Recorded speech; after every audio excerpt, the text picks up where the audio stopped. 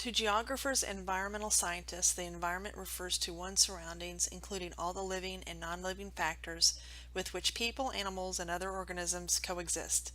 In this lecture, we will examine the environmental challenges of the world to include non-renewable energy resources such as coal and nuclear power. These topics are important to geographers to pinpoint and understand how human interactions affect the environment and where we need to focus our efforts to create a sustainable world. The coal that is extracted today comes from the woody, partially decomposed remains of plants and trees that accumulated in swampy environments about 300 to 400 million years ago, and was formed as the plant matter was covered by other sediment and then compacted under very high pressure. Coal is the most abundant and geographically widespread of the fossil fuels, with an RP ratio of 112 years at the current rate of production. Coal has been used for thousands of years to heat water and generate steam, and today mainly used to generate electricity and produce steel. China is the #1 coal producer and consumer today. There are several challenges of extracting and using coal, such as smog, air pollution, mercury deposited on land and in water, and acid rain, which is the precipitation that, primarily because of human activities, is significantly more acidic than normal and can harm aquatic and terrestrial ecosystems. The map shows the prevalence of acid rain in the United States, mainly caused by the burning of coal in power plants. The pH expresses the measured acidity of water or other solution. On the pH scale, values below 7 are acidic, and the lower the value, the greater the acidity. Unpolluted rainwater has a pH of about 5.6. As shown in the map, the coal-burning power plants in the Midwest contribute the most to the acid rain in the Northeast and Mid-Atlantic regions. The smokestacks release pollutants higher in the atmosphere so they can be carried by the wind. Therefore, acid rain becomes a transboundary issue. In other words, the effects of acid rain can be exported to other communities and sometimes to other countries. One environmental challenge of extracting coal is mountaintop removal, as is being done in West Virginia.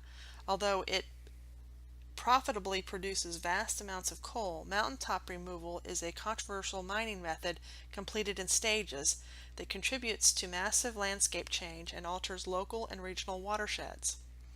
In the first stage, all vegetation is removed from the area to be mined. Then explosives loosen thick rock above the coal, called overburden, and the mammoth draglines scoop the overburden into large trucks. In the second stage, the trucks haul the overburden and dump it in nearby valleys. These valleys fills are unstable, slide prone, and can leach toxic metals into streams and alter drainage patterns. These changes not only affect the environment but can also have serious consequences for people who live in the area. In the third stage, large front loaders scoop coal from the exposed seam, pouring into trucks that haul it to loading docks, where the coal is transferred to railroad cars or river barges. In the fourth stage, former mining sites are hydroseeded with a watery mixture of seeds, fertilizer, and mulch to establish vegetation that will retain the soil and reduce erosion. The plants that are sown are not necessarily native to the site or region and sometimes have difficulty becoming established. In the fifth stage, the law allows the mining companies to reshape land into gently rolling surfaces instead of restoring mountaintops to their original contour. Sometimes entirely new uses of the mine site are created. In the photo is a golf course that was built on a mine site where the mountaintop was removed.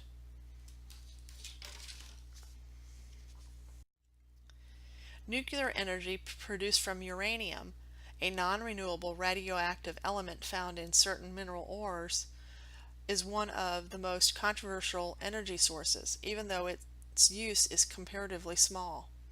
It is primarily used for electricity and for weapons of mass destruction. Currently, the reserves are expected to last for another 100 years. Nuclear power plants are mainly associated with industrialized countries for several reasons. One, it requires specialized knowledge to harness and control production and waste. Two, it is very costly to build nuclear reactors. And 3, it requires substantial supporting infrastructure including power generators, appropriate sites for waste storage or management, and other facilities. The advantages to nuclear energy are enormous. It can be stockpiled and stored for a long period of time. It generates more electricity than fossil fuels.